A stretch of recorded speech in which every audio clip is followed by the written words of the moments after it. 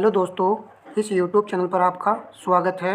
ARO री exam के लिए हम प्रैक्टिस सर्च लगा रहे हैं। जो विद्यार्थी इस समय भी एक्टिव है तो उनको काफ़ी बेनिफिट देखने को एग्ज़ाम में मिलेगा। कुछ विद्यार्थी तो एग्ज़ाम डेट को लेकर थोड़े सुस्त हो जाते हैं, परंतु जो विद्यार्थी एक्टिव रहेगा उसको आरओ एग्ज़ाम में काफ़ी बेनिफिट देखने को मिलेगा। चलिए क्लास को आरंभ करते हैं। 17 सितंबर 2024 को उड़ीसा के भुवनेश्वर में उड़ीसा सरकार की प्रमुख महिला केंद्रित पहल सुभद्रा योजना का शुभारंभ किसने किया है? ऑप्शन ए राइट आंसर होगा प्रधानमंत्री नरेंद्र मोदी ने। मोस्ट इम्पोर्टेंट रहेगा, सुभद्रा योजना की पहल किस सरकार ने की है? उड़ीसा सरकार ने की है और इसका शुभारंभ किया है प्रधानमंत्री नरेंद्र मोदी ने। प्रश्न नंबर 2 देखिए, 17 सितंबर 2024 को रोजगार से जुड़ी प्रोत्साहन योजना पर एक अंतर मंत्रालय बैठक की अध्यक्षता किसने की है? रोजगार से जुड़ी प्रोत्साहन योजना, इसकी अध्यक्षता की है सुमिता डावरा ने। बी विकल्प यहाँ पर सही होगा। प्रश्न नंबर नेक्स्ट है, 17 सितंबर 2024 को नई दिल्ली में रोमानिया के साथ राजनयिक संबंधों के 75 वर्ष पूरे होने के उपलक्ष्य में संयुक्त स्मारक डाक टिकट किसने जारी किया है? तो इसको जारी किया है डॉक्टर एस जयशंकर ने। ऑप्शन ए विकल्प सही होगा। तो नई दिल्ली में रोमानिया के साथ राजनयिक संबंधों के 75 वर्ष पूरे होने के उपलक्ष्य में स्मारक डाक टिकट जो है जारी किया है डॉक्टर एस जयशंकर ने। प्रश्न नंबर 4 है, 17 सितंबर 2024 को गति शक्ति विश्वविद्यालय ने ऑस्ट्रेलिया के मोनाश विश्वविद्यालय के साथ एक समझौता ज्ञापन पर हस्ताक्षर किए हैं। तो कहाँ पर ये हस्ताक्षर किए गए हैं? ऑप्शन सी राइट आंसर होगा नई दिल्ली में। प्रश्न नंबर लगाते हैं नेक्स्ट। यहाँ से हमारा जीएस पोर्शन शुरू होता है। पिछली क्लास में हमने 29 प्रश्न कवर किए थे। आगे के प्रश्नों को यहाँ से हम लगाते हैं। नीचे 2 वक्तव्य दिए गए हैं, जिनमें से एक को अभिकथन तथा दूसरे को कारणहार कहा गया है। अभिकथन, जीवमंडल एक खुला विवर्त तंत्र का उदाहरण है। तो पहले वाला कथन यहाँ पर सही लिखा हुआ है। जीवमंडल में पदार्थ के प्रारंभिक निवेश के बाद पुनः नए पदार्थों का निवेश नहीं हो सकता, इतना यहाँ पर देखना आपको। परंतु ऊर्जा के निवेश व बहिर्गमन पर कोई प्रतिबंध नहीं होता है। तो कूट के माध्यम से सही उत्तर का चयन करना है। यदि आपने सी चुना है तो सही है। पहले वाला कथन तो सही लिखा हुआ है, परंतु कारण यहाँ पर गलत लिखा हुआ है। ऊर्जा निवेश व बहिर्निवेश पर कोई प्रतिबंध नहीं होता है, प्रतिबंध होता है। और जीवमंडल में पदार्थ के प्रारंभिक निवेश के बाद पुनः नए पदार्थों का निवेश नहीं हो सकता, निवेश हो सकता है। चलिए प्रश्न नंबर लगाइए 31। मिलान संबंधी प्रश्न है। सूची फर्स्ट का मिलान सूची सेकंड से आपको करना है। जीवमंडल और सूची सेकंड में अवस्थिति दी गई है। सिमलीपाल जीवमंडल ये आपका उड़ीसा राज्य में है, ए का 4 आएगा। पंचमंडी मध्य प्रदेश में है। नंदा देवी उत्तराखंड में है। नोकरेक जीवमंडल ये आपका मेघालय में है, तो डी का 2 आएगा। 4 3 1 2 ऑप्शन बी राइट आंसर हो जाएगा। प्रश्न नंबर लगाते हैं नेक्स्ट। मिलान संबंधी प्रश्न ये है। सूची फर्स्ट का मिलान सूची सेकंड से करना है। हरिपादप हरिपादप उत्पादक ए का 4 आएगा। और कवक फंगी फंगी क्या होते हैं? अपघटक होते हैं, तो डी का 1 है। ए का 4 है, डी का 1 है, तो ऑप्शन ए राइट आंसर हो जाएगा। पशु परजीवी द्वितीयक उपभोक्ता होते हैं। पादप परजीवी प्राथमिक उपभोक्ता, तो ए राइट था यहाँ पर। नेक्स्ट प्रश्न लगाते हैं। ये आपका कथन कारण का प्रश्न है। कथन को देखिए। जाड़े की ऋतु में दिल्ली में वायु प्रदूषण उच्च स्तर पर रहता है। क्या जाड़ों में दिल्ली में वायु प्रदूषण उच्च स्तर पर रहता है? तो यहाँ पर सही लिखा हुआ है। कारण मोटर गाड़ियों में दहन प्रक्रिया जाड़े में बढ़ जाती है। इस पर भी विचार कीजिए, क्या जाड़े में मोटर गाड़ियों में दहन प्रक्रिया बढ़ जाती है? तो नहीं, ये गलत है यहाँ पर। तो ए सही है परंतु आर गलत है। ऑप्शन सी यहाँ पर सही आंसर हो जाएगा। लॉजिकल प्रश्न था। प्रश्न नंबर लगाते हैं 34। निम्नलिखित कथनों पर विचार कीजिए, उपयुक्त में से कौन सा या कौन से सही हैं। कृषि मदिराएं पर्यावरण में नाइट्रोजन के ऑक्साइड निर्मुक्त करती हैं। मिट्टी से, जो कृषि मिट्टी होती है उससे नाइट्रोजन के ऑक्साइड निर्मुक्त होते हैं पर्यावरण में। मवेशी पर्यावरण में अमोनिया निर्मुक्त करते हैं। कुक्कुट उद्योग पर्यावरण में अभिक्रियाशील नाइट्रोजन यौगिक निर्मुक्त करते हैं। तो सही का चयन करना है। तो डी राइट आंसर होगा। यहाँ पर जो है तीनों ही कथन बिल्कुल सही लिखे हुए हैं और इसको याद रखना है कि मवेशियाँ पर्यावरण में अमोनिया निर्मुक्त करते हैं। प्रश्न नंबर 35 लगाते हैं। निम्नलिखित युग्मों में से कौन सा एक सही सुमेलित है? एक पॉइंट यहाँ पर सही सुमेलित है।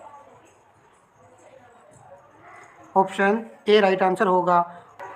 बायोस्फीयर रिजर्व एडवर्ड सुअस आएगा इसके लिए, जबकि इकोसिस्टम ए जी टोंसले यहाँ पर सही रहेगा। प्रश्न नंबर लगाते हैं 36। निम्नलिखित में युग्मों में से कौन सा एक सही सुमेलित नहीं है? नहीं पर ध्यान देना है। ईश्वर वमन जौनपुर प्रस्थ अभिलेख, क्या ईश्वर वमन जौनपुर प्रस्थ अभिलेख से संबंधित है? सरव वमन गया ताम्रपत्र दिया गया है। जीव गुप्ता सेकंड देव वर्णार्क अभिलेख। ईशान वर्मन हरहा पाषाण अभिलेख। तो यहाँ पर सही नहीं है ऑप्शन बी विकल्प। ये गया ताम्रपत्र जो है किससे संबंधित था? समुद्रगुप्त से संबंधित था। चलिए हल्की सी लिखिए, अगर ये पता था तो आंसर लग सकता था। अन्य को आप याद कर सकते हो, अन्य किसी भी पॉइंट को आप याद कर सकते हो, या फिर एक दो पॉइंट आप जरूर लिखिएगा जिससे कि रिवीजन में कोई दिक्कत ना हो। ईश्वर मरण जौनपुर प्रस्थ अभिलेख इनसे संबंधित था। प्रश्न नंबर लगाएंगे 37। हड़प्पा संस्कृति के विषय में निम्नलिखित कथनों पर विचार करना है और सही कथन का चयन करना है। हड़प्पा संस्कृति सिंध और पंजाब में परिपक्व हुई, वहाँ से दक्षिण तथा पूर्व की ओर फैली। वह क्षेत्र जहाँ यह फैली मिस्र तथा मेसोपोटामिया से बड़ा था। तो हड़प्पा संस्कृति के विषय में डी चुनने वाले विद्यार्थियों को तो राइट होगा। इसके विषय में यहाँ पर सभी पॉइंट सही लिखे हुए हैं। हड़प्पा संस्कृति जो है सिंध और पंजाब में परिपक्व हुई थी, फली फूली थी, और वहाँ से ये दक्षिण तथा पूर्व की ओर फैली, और वह क्षेत्र जहाँ पर यह फैली थी मिस्र और मेसोपोटामिया था। प्रश्न नंबर लगाएंगे 39, 38। सूची फर्स्ट का मिलान सूची सेकंड से करना है। सूची फर्स्ट में तीर्थकर है और सूची सेकंड में जन्म स्थान यहाँ पर दिया गया है।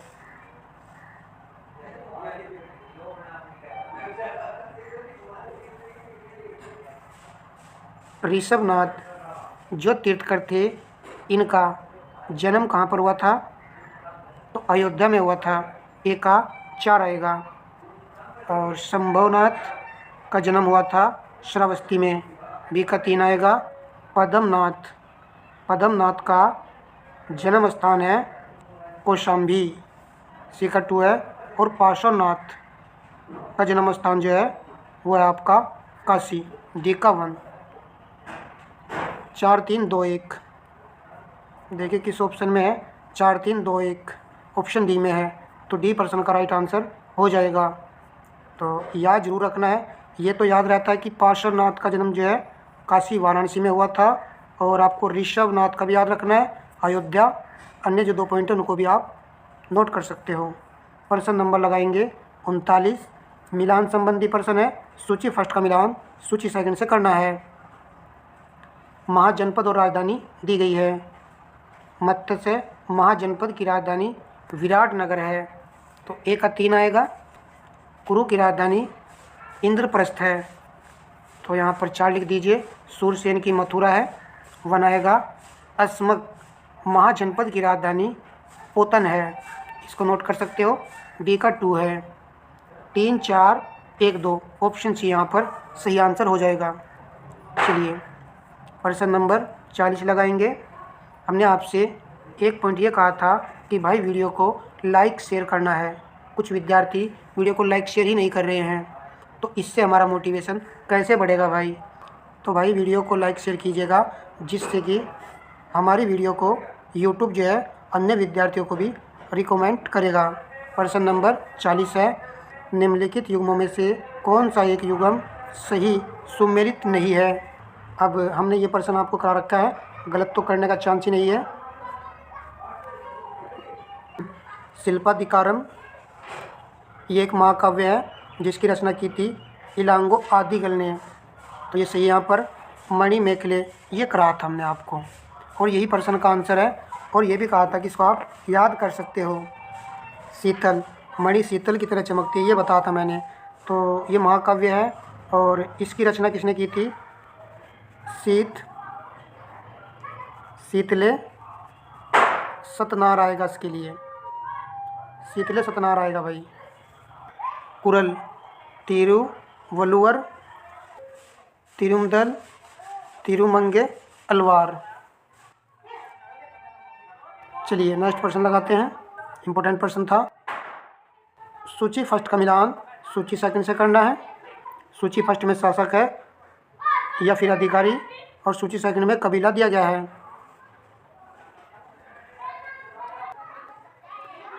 इल्तुतमिश का कबीला था, कुछ विद्यार्थी जानते भी होंगे। और जैसे कि ये मंगू दिया गया है, तो आपको मंगोल याद रखना है।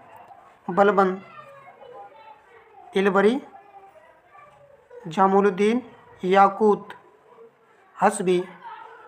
तो पहले का 1 है और डी का 2 है। देख लीजिए किस ऑप्शन में है, ऑप्शन ए में है। चलिए नेक्स्ट प्रश्न लगाते हैं। पुर्तगाली लेखक नोनीज के अनुसार विजयनगर साम्राज्य में महिलाएं निम्नलिखित में से किन क्षेत्रों में निपुण थी? नीचे दिए गए कूट का प्रयोग कर सही उत्तर चुनिए। तो यदि आपने डी चुना है तो राइट है।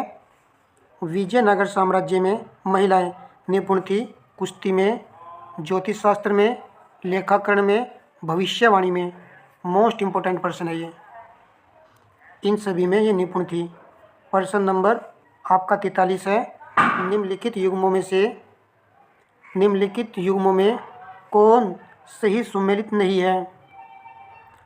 ध्रुवदास, भगत, नामावली, नाभादास, भगतमाल, रसखान, रसिक प्रिया, उस्मान, चित्रावली। जैसे कि चित्रावली है, ये रचना किन की है? उस्मान की है। तो आपको देखना कौन सा यहाँ पर सही सुमेलित नहीं है। तो सी राइट आंसर हो जाएगा। रसिक प्रिया ये किसकी है? केशव दास की है। प्रश्न नंबर लगाते हैं 44।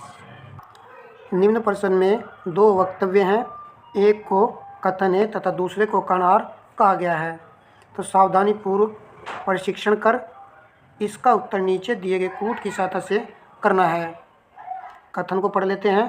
शाह आलम द्वितीय ने साम्राज्य के प्रारंभिक वर्ष में अपनी राजधानी से दूर व्यतीत किए। ये पहले में कहा जा रहा है। कारण उत्तर पश्चिम सीमांत में विदेशी आक्रमण का भय लगा रहता था।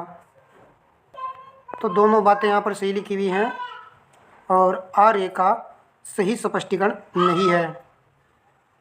प्रश्न नंबर लगाएंगे। प्रश्न नंबर लगाते हैं 45। निम्नलिखित कथनों पर विचार कीजिए, कौन सा कथन सही है उसका हमको यहाँ पर चयन करना है।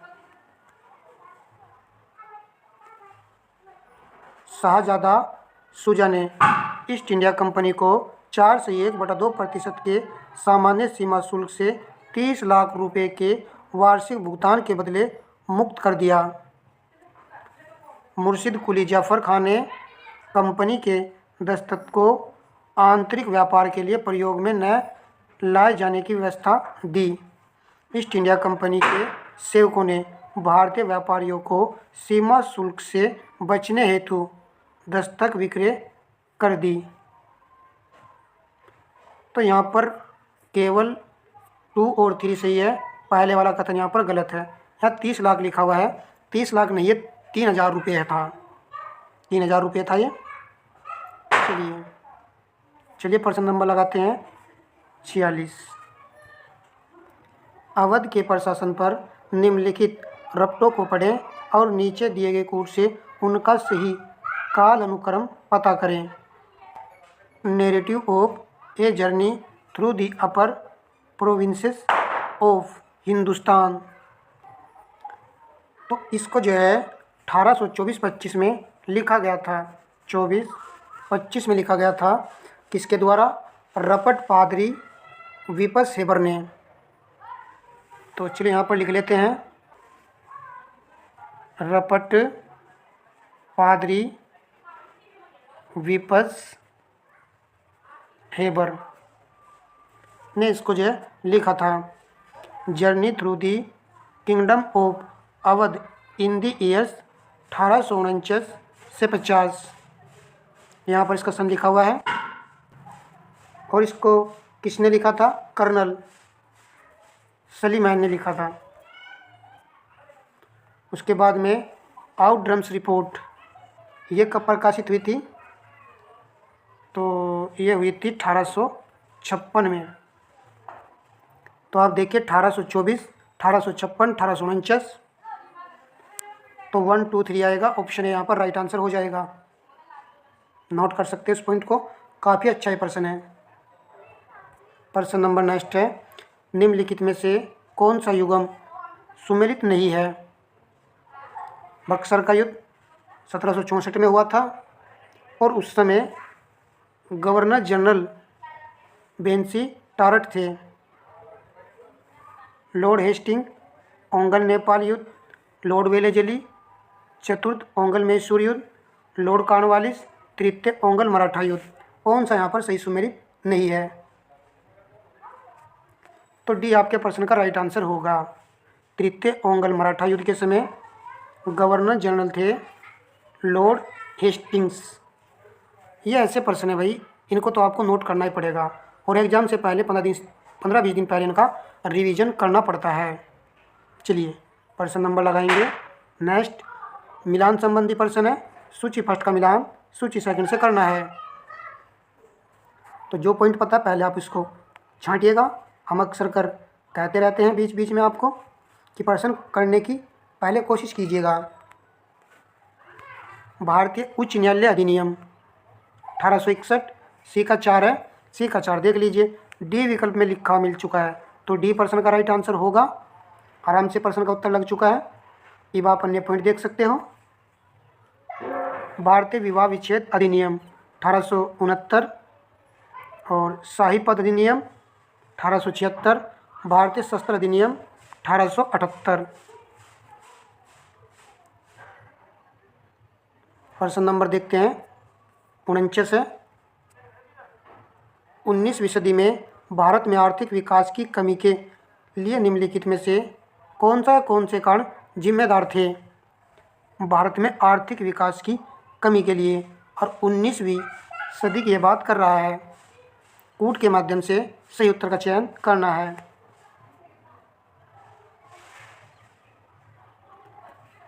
आधिकारिक तौर पर ब्रिटिश सरकार हस्तक्षेप की नीति से वचनबद्ध थी, किंतु वास्तव में यह एक विभेदात्मक हस्तक्षेप की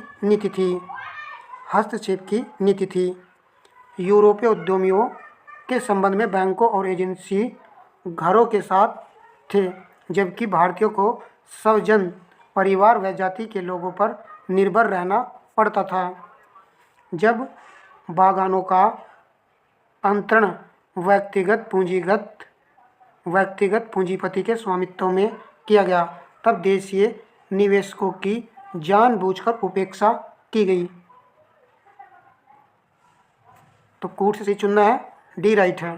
ये सभी कारण यहाँ पर जिम्मेदार थे। देखिए थोड़ा सा कठिन दे रखा है, परंतु किसी भी प्रैक्टिस सेट में कुछ प्रश्न कठिन होते हैं। 140 प्रश्न होते हैं, 20 तो ऐसे होते हैं जिनका कुछ अता पता ही नहीं रहता है। तो इस चीज़ को लेकर के घबराना नहीं है, बस प्रश्नों को देखना है और क्या पता क्या पॉइंट कहाँ से मिल जाए, और कुछ बात समझने से भी प्रश्न हल हो जाता है। चलिए, हमको तो वहाँ पर 110 प्रश्न जो है सही अपनी जानकारी में अटैम्प्ट करने हैं। और फिर वही है, यदि आप 96% सही कर जाते हैं तो कौन रोकेगा आपको? कोई नहीं रोकेगा। और हिंदी में 50 तो हो ही जाते हैं, इससे ज़्यादा भी करते हैं विद्यार्थी। देख लीजिए 140 बन रहे हैं, कोई नहीं आपको रोक सकता है। चलिए प्रश्न नंबर 50 लगाते हैं। ब्रिटिश औपनिवेशिक व्यवस्था के विरुद्ध 1857 से पूर्व में भारत के विभिन्न भागों में हुए निम्न विद्रोह को सही घटना क्रम के अनुसार रखें। ये आपका मोस्ट इम्पोर्टेंट प्रश्न है, इसमें भी कोई भी त्रुटि नहीं करनी है और ये सभी फैक्ट आपको याद भी रहने चाहिए। बंगाल का सिपाही विद्रोह ये हुआ था 1764 में। कच्छ का विद्रोह कब हुआ था? 1816 से 32 तक कच्छ का विद्रोह चला था। वेलोर का सिपाही विद्रोह कहीं सेट में और करा भी रखा है और हम सभी को ये याद भी हो चुका है, 1806 ईस्वी। ये काफ़ी इम्पोर्टेंट प्रश्न है। संथाल विद्रोह 1855-56 में हुआ था। कोल विद्रोह इसके लिए आएगा 1831-32। तो आपको देखना है क्या यहाँ पर कालक्रम के अनुसार कौन सा ऑप्शन राइट बनेगा। सबसे पहले 1764 आएगा, तो यानी कि 1764 देख लीजिए फर्स्ट, केवल ऑप्शन ए में फर्स्ट दिया गया है। बस सब तो आंसर आराम से लगी गया है, ए विकल्प यहाँ पर सही होगा। प्रश्न नंबर 51 है, कौन सा जोड़ा सही नहीं है? नाना साहेब का संबंध कानपुर से था और लक्ष्मीबाई झांसी, तात्या टोपे मध्य भारत, कुंवर सिंह उत्तर प्रदेश दिया गया, गलत है। बिहार के जगदीशपुर, तो डी राइट आंसर होगा। प्रश्न नंबर 52 है, समाज सुधारक राजा राम मोहन राय के विषय में निम्नलिखित कथनों में से कौन सा गलत है? गलत का चयन करना है। राजा राम मोहन राय संभ्रांत वर्ग के थे जिसकी शक्ति चिर स्थायी बंदोबस्त परमानेंट सेटलमेंट लागू करने पर कम हो गई थी। उन्होंने वेदांग के अद्वैतवाद और ईसाई एक ईश्वरवाद दोनों का अध्ययन किया था। उन्होंने उपनिषदों का बंगाली में अनुवाद किया था। उनका पहला संगठन आत्म सभा था जिसकी स्थापना कलकत्ता में 1815 में हुई थी। तो सही नहीं यहाँ पर है ऑप्शन ए विकल्प, जबकि ये जो विकल्प दिए गए हैं ये इम्पोर्टेंट है, थोड़ी के माध्यम से कवर हो जाएंगे। देखिए यहाँ पर उनका पहला आत्मीय संगठन था जिसकी स्थापना 1815 में हुई थी और कलकत्ता में हुई थी। उन्होंने वेदांग के अद्वैतवाद और ईसाई एक ईश्वरवाद दोनों का अध्ययन किया था और उपनिषदों का बंगाली में अनुवाद किया था। इस पॉइंट को तो आप याद कर लीजिएगा। प्रश्न नंबर नेक्स्ट है, नीचे दो वक्तव्य दिए गए हैं, कथन कर्ण का प्रश्न है। कथन को पढ़ लेते हैं। आर्य समाज आंदोलन ने हिंदुओं में आत्मविश्वास और आत्मनिर्भरता प्रदान किया। आर्य समाज आंदोलन ने सभ्य जाति के श्रेष्ठता में विश्वास की जड़ों को कमज़ोर किया। कूट के माध्यम से सही का चयन करना है।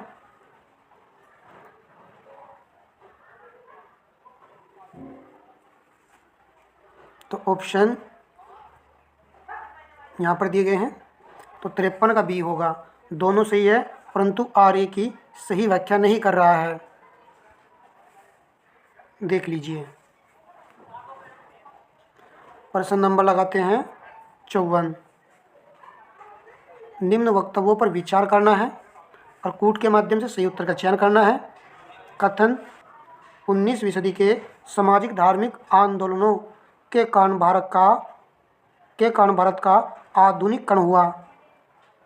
क्या भारत का आधुनिकीकरण 19वीं सदी के सामाजिक आर्थिक आंदोलन के कारण हुआ था? तो ये आपका सही होगा। सामाजिक आर्थिक आंदोलनों के मूल में बुद्धिवाद, वैज्ञानिक दृष्टिकोण तथा अन्य ऐसे विचार थे जो आधुनिकता के आधार पर माने जाते थे। तो आंसर हो जाएगा आपका डी, दोनों सही है। आर ए की सही व्याख्या भी कर रहा है। तो सामाजिक आंदोलन के बारे में ऊपर कह रहा है, सामाजिक आंदोलन के बारे में ही नीचे कह रहा है, तो इसलिए यहाँ पर यह इसकी सही स्पष्टीकरण व्याख्या भी कर रहा है। तो ऐसा लॉजिक आप लगा सकते हो। प्रश्न नंबर नेक्स्ट है, मिलान संबंधी प्रश्न है। सूची फर्स्ट का मिलान सूची सेकंड से करना है। श्यामा प्रसाद मुखर्जी जो नेता थे, इनका संबंध किस पार्टी से था? भारतीय जनसंघ। ए का 2 आएगा। ए का 2 ऑप्शन ए में है, ऑप्शन सी में है, और डी का 4 दिया गया है। अशोक मेहता प्रजा सोशलिस्ट पार्टी से इनका संबंध था। मीनू मसानी स्वतंत्र पार्टी, बी का 3 है। एस ए डोंगे भारतीय कम्युनिस्ट पार्टी, सी का 1 आएगा। 2, 3, 1, 4 ऑप्शन ए राइट आंसर होगा। तो यहाँ से आप कुछ पॉइंट नोट कर सकते हो। श्यामा प्रसाद मुखर्जी भारतीय जनसंघ पार्टी के नेता थे। अशोक मेहता प्रजा सोशलिस्ट पार्टी के नेता थे। और आप एस ए डोंगे भारतीय कम्युनिस्ट पार्टी, मीनू मसानी स्वतंत्र पार्टी। चलिए सभी का स्क्रीनशॉट ले सकते हो आप। प्रश्न नंबर 56 है, 20वीं शताब्दी के पहले दशक में होने वाली निम्नलिखित घटनाओं को काल अनुक्रम में व्यवस्थित कीजिए। 20वीं सदी के पहले देख लेते हैं। भारतीय राष्ट्रीय कांग्रेस बम्बई अधिवेशन। भारतीय राष्ट्रीय कांग्रेस का बम्बई अधिवेशन हुआ था 1885 ईस्वी में। ऑल इंडिया मुस्लिम लीग की स्थापना 1906 ईस्वी में हुई थी। बंगाल विभाजन 1905 में हुआ था। भारतीय राष्ट्रीय कांग्रेस सूरत अधिवेशन 1907। तो क्रम में आपको लगाना है। पहले 1885 यानी कि 1 आएगा, 1 के बाद में 3 नंबर आएगा, फिर 2 और फिर 4। ऑप्शन बी राइट आंसर होगा।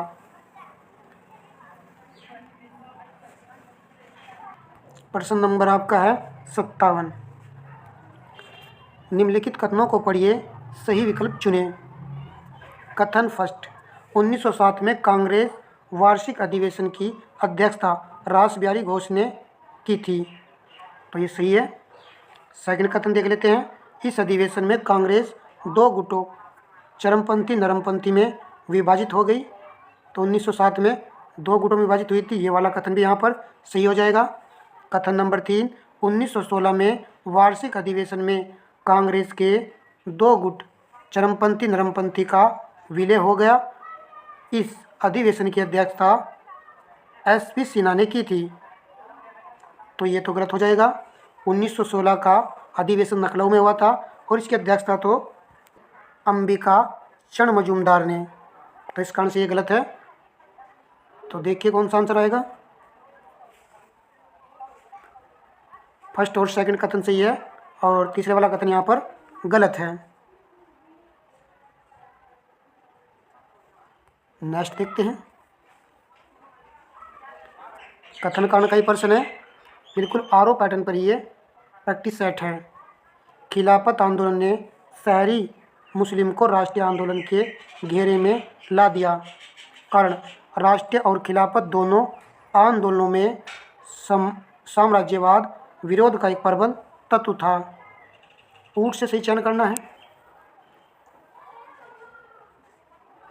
ऑप्शन ए राइट आंसर है। ए आर दोनों सही है। आर ए का सही स्पष्टीकरण भी है। तो भैया देख लीजिए बस, खिलाफत आंदोलन ने शहरी मुस्लिम को राष्ट्रीय आंदोलन के घेरे में ला दिया था। और खिलाफत की बात नीचे कर रहा है। खिलाफत और राष्ट्रीय दोनों आंदोलनों में साम्राज्यवाद विरोध एक प्रबल तत्व था। तो इस कारण से ऑप्शन यहाँ पर राइट है। प्रश्न नंबर है 59। सूची फर्स्ट का मिलान सूची सेकंड से करना है।